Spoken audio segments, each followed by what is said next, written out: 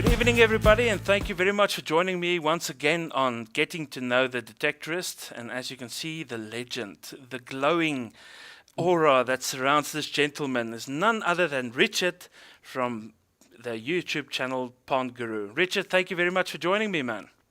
No problem at all, man. No problem. Anytime.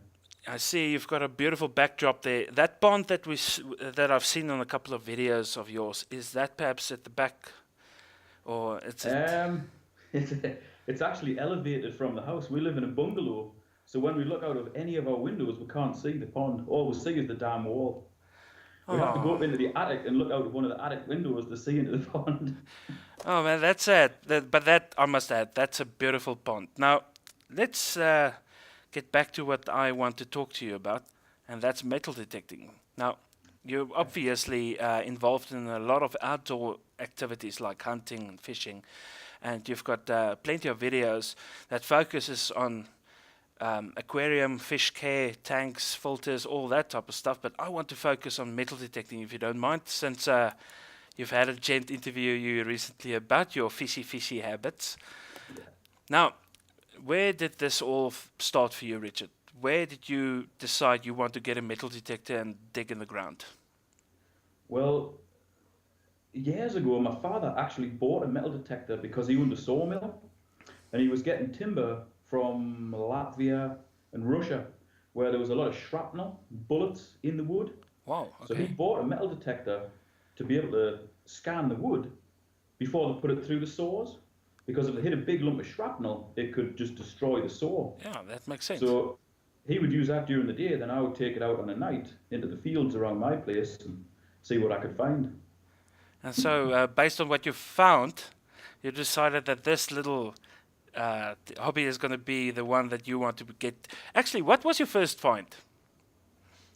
First find, Let's put well, it this way, Richard. What was the first thing that you found that caused you to want to go out and go detect again? well, it was with the old metal detector, which I think was a C-scope something or other. This was 25, 30 years ago, maybe.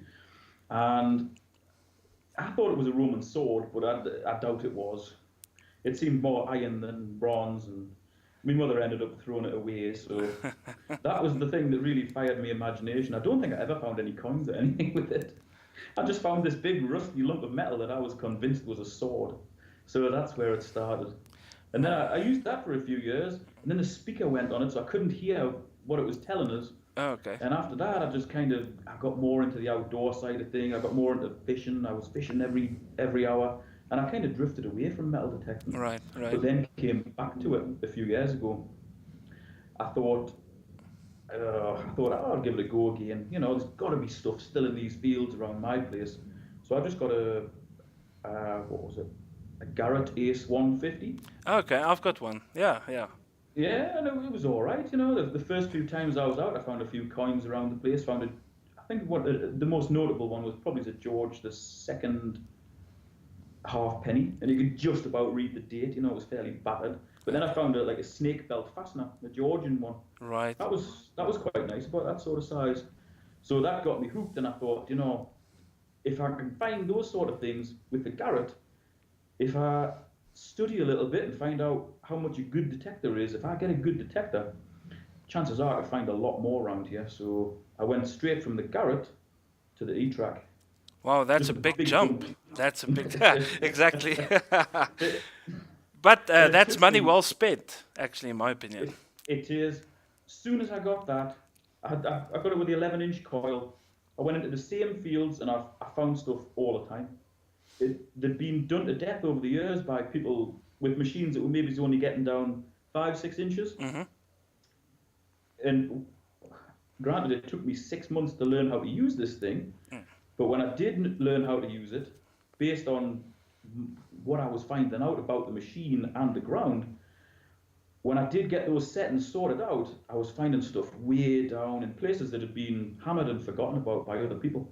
Right, And right. it really justified the outlay, the financial outlay, you know. Yeah. Actually, what do you do with your finds? Do you have a collection or? Um, I've got a box which I keep all the nice coins and the silver coins in, If I get any scrap silver, I tend to just put it in a bag and sell it for scrap. Hmm. Hmm. But there's not much as scrap really. It generally comes up in pretty good condition. Yeah, I've seen your videos. Actually, on this side, that's exactly what I would do with jewelry and things like that. I'll just go pawn it because I'm not going to wear it and it's not collectible. So unless it's like the ring that I found on a Anglo uh, war site. Right. It was a battle between the British and the South African tribe called the Zulus Yeah. in 1879, and I Yeah. found a bronze or copper. It's actually I think it's bronze, a ring Right. that had the Freemason emblem on it. On that Oh yeah. field, so that's definitely from Europe. That's Yeah. definitely from you guys. Well, from that continent. If I can Yeah. put it Yeah. that way. So yeah, even though I detect mostly battlefields, and I never expect to find anything civilized there in terms of coins or jewelry, Yeah. you still get them, you still find them. Um, Hmm. so yeah, I agree. Coins and things like that, I won't get rid of. But jewelry, apart from the one that I found, jewelry I'll just pawn. Well, I don't actually have that problem with jewelry because I hardly find any at all. It's actually good that way, in my opinion. I hunt way up in the hills, and really the only thing that you find is artifacts Yeah, or coins. Very relics. little jewelry. The only gold ring that I found was for somebody. I was doing work at somebody's house, and the Ah, fella said, "My wife lost a ring about 10 years ago. Is any chance of trying to find it?" I says, "Oh, well, yeah, no problem." So I went out, and it took us ages to find it. It was nowhere near where she thought she'd lost it. But I found this huge gold ring with a great big stone in, and that's the only gold ring I've ever found. well, tell me more about that. Was it deep underground or was it not too deep? No, yeah, it was only 4 inches maybe, but it was actually down on the banks of the river. Ah, And they live on a river that really floods hard in the winter. And it was covered by sand, so the river had obviously been over the top of it mm. and just buried it. Hadn't washed it away, but it just buried it. She's So it actually was really pretty lucky to fortunate find it. that it wasn't washed away. No, and she was over the moon to get it back because she just assumed that she would never see it again, Oh, that's awesome, man. That's really I would love to do that. Just to give you a quick story, there's a friend of mine that invited me to come and detect near his house or in the area that he live in, and he told me that it's such a close knit community. The people found out that he's got a metal detector. He's probably the only one in town that's got one. And they said, "Listen, would you mind coming over to our place? Our father passed away recently, but he always told us that he buried a box full of old ammunition somewhere on the property." Right? So Yeah. they've actually asked him to come and check if he can find it. And that's the type of thing that I would really like to do when it comes Yeah. to helping out others. Now, Rich, to look at if you look at everything that you've found so far, which is a lot, it's been a couple of years or quite a few years. What would you identify as the find that you made you the most excited?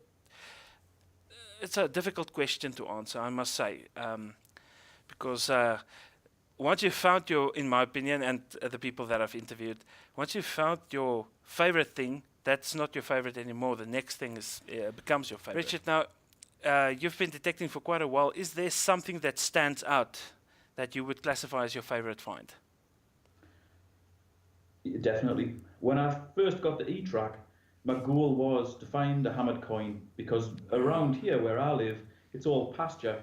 To find a hammered coin is like it's like finding the Loch Ness monster. There's just none of them about, and I set myself the target of finding one within a year, which seems like a long time, but considering how few of them there are around here, I thought that was a realistic target. And 2 days after the year had passed, I found one in the field just behind my house. Wow. So I was actually, um, I was on a real like a total coin hunt. I was gotta find it, gotta find it, and I was out. As soon as the kids went to bed, I was going out for a couple of hours and just thinking, it's got to be one somewhere. It's got to be one somewhere. Then all of a sudden, one pops up, The first thing I did, I phoned my wife and I said, "I've just found a hammered coin." And she was actually pleased for me as well. Have you got a video up about that? It was in the dark. I didn't video it, Okay. so it was only about this deep as well. I couldn't believe it. The field's never been ploughed, and it was no more than 2 inches deep. Wow. It was a little, who was it? King Edward the First hammered coin. So it was, ooh, I don't know, 900 years old or so. Wow. But it was in pretty good condition, and it was quite a rare mint as well. It was a Canterbury mint. So no, it wasn't. It was an Exeter mint. So it wasn't a very common one. So I was very pleased with that. Okay, now I can understand why that's a special find. Now that's something that you're probably displaying somewhere in the house. Oh, I would. No, it's just in my case.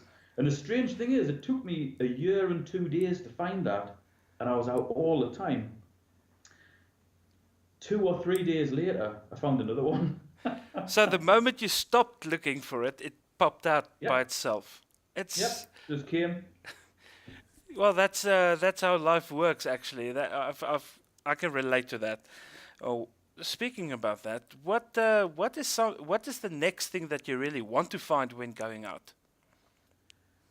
I really want to find a gold coin. Mm. It's something that I've got sites where I know there'll be gold coins there. I've got a big mansion house where I hunt, and there was extreme wealth there in Georgian times, late 1700s, right through to the 1900s. The family were extremely rich, and I found loads of pre-decimal pennies, half pennies, sixpences, the odd bigger silver coin, but no gold, no rings, no gold. A big silver spoon, and that's as near as I've got to a gold coin. But the minute I stop looking for one, as you say, it'll turn up. No, I was So just gonna say I'm in that. no hurry. Now, Richard, give us a little bit of an idea. Now we've talked about it lightly. You use the E-track and the special spade. Give us an idea what equipment you use. I use a Garrett Pro pointer. Right. I have tried the Mine Lab one. Hmm. I actually bought that when it first came out, and I was pretty disappointed with it. Right. It didn't detect deep enough in the soil, and the vibration just wasn't there. The sound wasn't there. It just didn't work in real situations. Although apparently it does work very well in America and Australia, where they've got highly mineralized soils. Ah.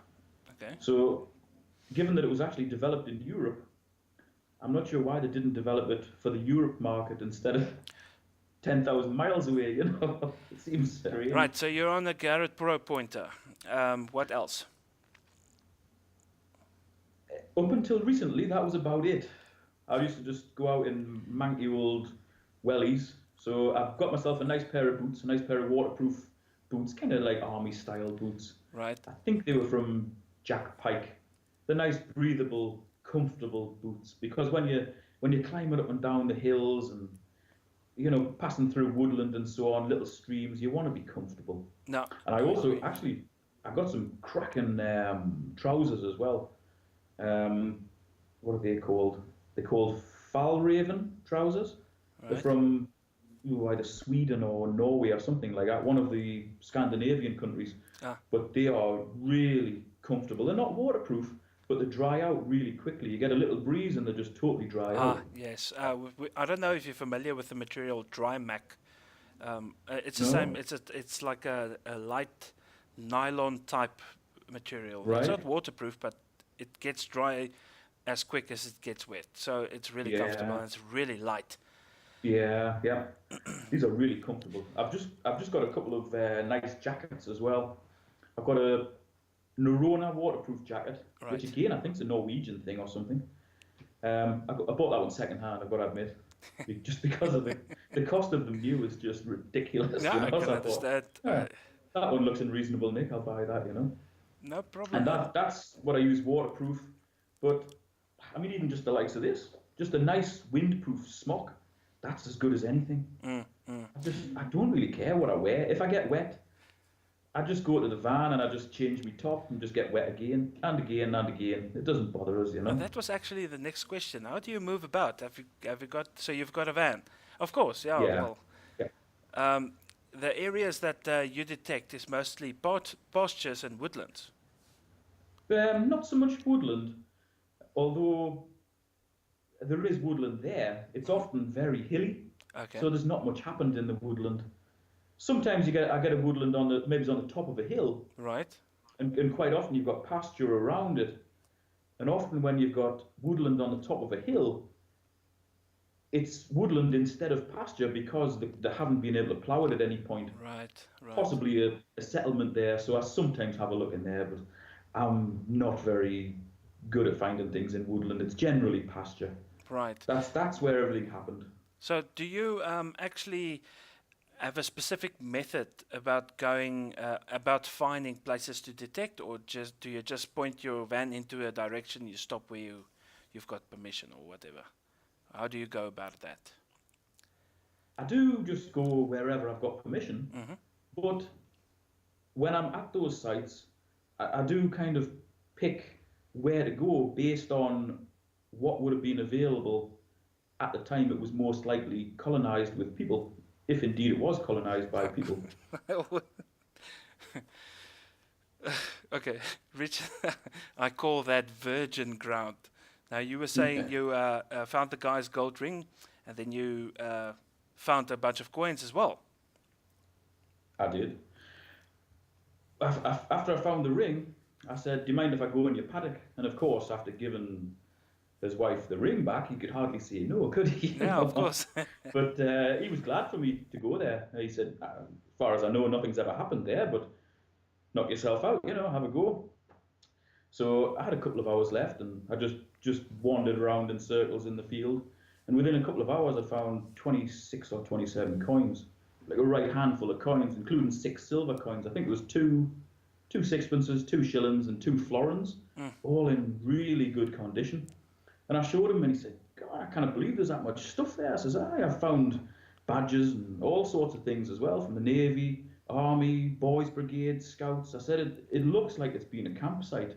So he said, "Well, why don't you just hammer it until you're sick of this site?" I said, "Well, fair enough, I'll be back tomorrow." Ah, So I went back for a longer session, found 50 or 60 coins, but I was getting mixed signals in some places, so I thought I'll dig there. So I dug down and I was finding rusty tin cans and ah. burnt bits of wood from a fire. So I started spiraling out from that point, and then you would hit a coin, maybe hit a coin or two. You'd keep on that radius. No, not on that radius. What do you call it? On that circumference? Well, Circumference, radius, diameter. I don't know. You'd basically work around it in that circle yeah. anyway. And you'd hit coin, and then 2 or 3 coins, 2 or 3 coins. And some of the pocket spills were like 7 and 8 coins all in the same Wow. hole. And it was just incredible. You could tell where the fire was, and you could tell exactly where the people had been sitting. And that site has produced 200 to 300 coins. It's just Oh my unbelievable. word, that's a lot. Wow. It is, and even when I've thought it's been absolutely hammered to death, because I've been up there with the Deus and the E-Track, Hmm. I've considered it to be pretty much dead. And I went up a few weeks ago with a lad. We walked through it to get to another field, which I'd hardly done. I said, "This is the field where I've had all the coins that used to be great, but there's nothing left in it now. Might as well detect whilst we walk through it. We might pick something up." Yeah. And by the time we got from one end to the other, we'd found, how many? We'd found 7 silver coins and 3 copper coins. Oh my word. Everything must have just been right. It didn't matter where we go. We were just hitting a coin, and we're just trying to walk in a straight line. Couldn't believe it. Oh man, that's Next awesome. next time I went up, I was there 2 hours, never had a signal. Oh Couldn't yeah. believe it. You see, we're going back to the beginning again. If you want something, you won't find it. You need to let the item find you. Yeah. Right, now, Richard, when you look at yourself going out detecting, what type of detectorist are you? Do you focus on a specific target, or do you just go out to a site and find whatever you get? Pretty much just go out and find whatever's there. I just I tend to go out with an E-track, big coil, or if I've got an area that's got a lot of signals, I'll go out with the DS and the small coil. Right. I'm always hunting relatively deep. Mm, mm. I don't know why, because most of the stuff you dig is between 4 and 6 inches. That's But I true. just don't. I'm really frightened that I missed anything, you know. And generally, if the ground's never been turned over, Hmm. the lower down it is, the older it is. Of course. Yeah. Yeah. So I'm generally hunting quite slowly, and I'm just happy finding whatever I find. I was out a couple of days ago and I found an old iron, like a fully intact old iron that you would put on top of a range, Oh. and Okay. you'd warm it up, and then you'd use that to iron your shirts, and it was rusty as hell, but it was a really great find. That is fantastic because my mother actually owns one that's made out of copper. So I Yeah, know exactly what you're talking about. That's an awesome find. You know, one of the things that I would really love to find, and it's a simple thing, it's a hatchet head, uh, axe head. As yeah, simple as yeah. that. I just want to find one because I don't have an axe at home. I need one. So, Well, actually, on that subject, one thing I would dearly love to find is a Bronze Age axe head, hmm. and they have Ah, been found in my area, and they're beautiful little things made of bronze and just a lovely little design. But I've never found one. I'll keep at it. You know, if you don't look for it, you will find it. It's just the way it works. Now, Richard, if you look at your channel, you've been at this YouTube thing for quite a few years, Yeah. and it's safe to say that you've got loads of experience. You've learned a lot from how to engage viewers. What advice would you give guys starting out or who is relatively new to YouTube? What would you suggest they focus on or try to avoid in terms of video editing, footage, material, presentation? What can you tell them? It would be either to be very informative about your machine or where you're hunting or what happened in that place that you're hunting. Give people information that is interesting to you, but also may be interesting to them. People Mm, clamour for information, and if there's just shaky footage of people digging up coins on the beach, video after video after video, it's going to get boring after a while. It's right. always Yes. nice, especially it's nice to have a static shot as well. It's nice to have a tripod and actually talk into the camera. Yes. Yes. That makes such a difference. There's a fella in Germany has started making videos quite recently called Hans from Terra Germania. Terra And Germania. his Yeah. videos Yeah. really well made. They're steady, and he explains about the area, he explains about the finds, and he's doing it exactly right. Right. So I think I'm gonna put up, if you don't mind, a little link to Hans's because I'm subscribed to him. I know exactly what you're talking Yeah, about, he's so a that really people nice can go guy. and check out his videos to get an idea of what you're talking about. Yeah. And the next thing, um, metal detecting as a hobby. I want to start out. What advice would you give a new detectorist or somebody considering starting the hobby? If they know somebody with a detector, ask if they can come out with them. Even if they're not actually detecting themselves, just to see what's found, just to see how to go on, see that people meet the landowner so they know how to communicate with landowners.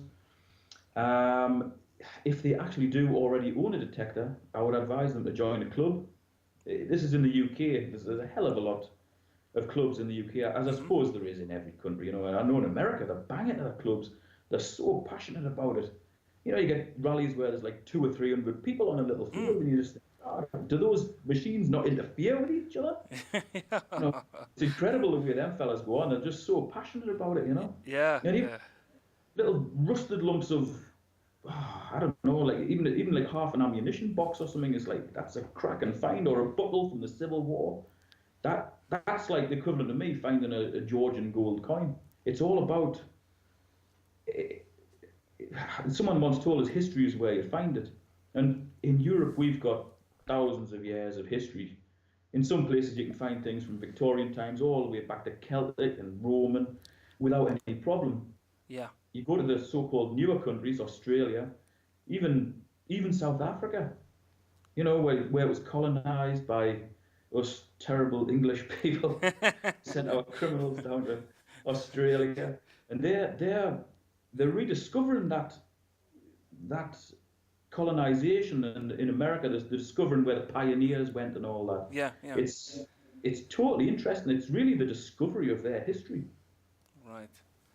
Only hunt on land where you've got permission, because if you get known as being a night hawker or a day hawker, Mm, mm. people are just not going to want to know. If you are in a club, they're going to kick you out of the club. Landowners get to know you're going to lose that land, and then you're going to lose your next land, and before you know it, you've got nowhere to hunt. So just do everything by the book. I agree. I agree. As a pretty successful YouTuber, do you feel pressure to put out decent content? I do. I always like to mention, even just as a bare minimum, how deep I find something. Hmm. And also, I'll sometimes say what the settings are. I'll say which detector I'm using and why I'm using that particular detector. I'll explain about the sites. And lately, I've been trying to put in a little bit about the gear that I've been buying and using, and whether it's any good or not. Just for people who are starting out or people who are interested, to give them more information.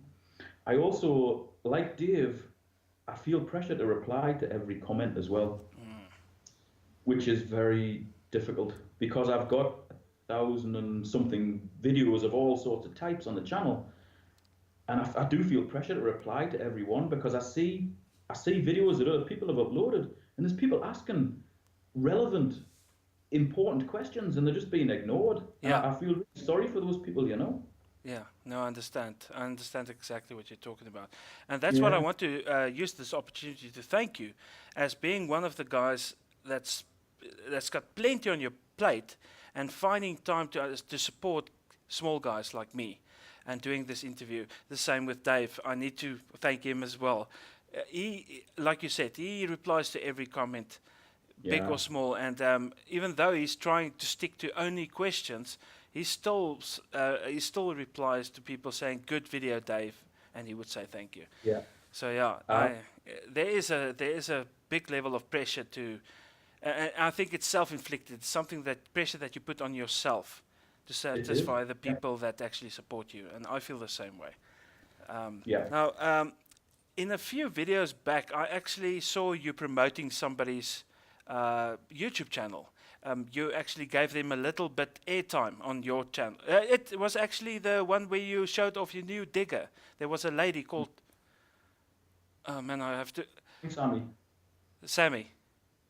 Sammy. Hammy Yeah. Sam. Yes, that's right. That's right. Hammy Sammy. Sorry about me forgetting your name. I'll put a link to your channel up here in the screen. Could you tell us about this little promotional thing?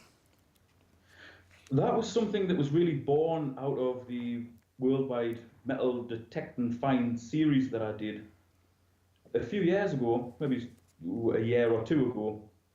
I put an appeal out for anybody who had detecting channels who wanted to show something that they'd found.